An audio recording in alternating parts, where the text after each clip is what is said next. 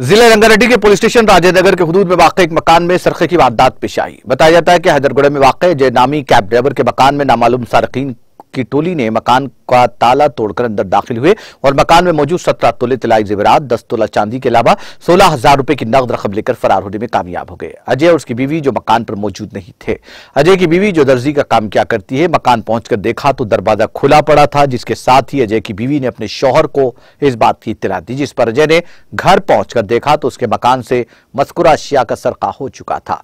मुतासिरा शख्स और उसकी बीवी ने 100 डायल करके पुलिस को इत्तला दी, जिस पर पुलिस ने मुकामी वारदात पहुंचकर ज़ब्त की कार्रवाई करते हुए इस सिलसिले में तहक़ीक़ात का आगाज कर दिया और एक मुकदमा दर्ज कर लिया।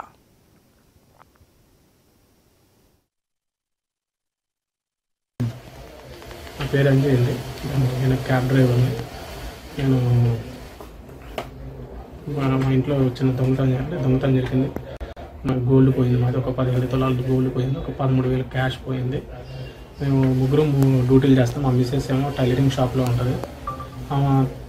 8:55 ఆ మధ్యలో ఇంటికి వచ్చింది. ఇంటికి వచ్చి చూడగానే బీరువా తలుపు తీసుంది, బీరువా పగలగొట్టింది అనగా నేను కూడా అదే సమయంలో ఇంక డ్యూటీకి వచ్చాను.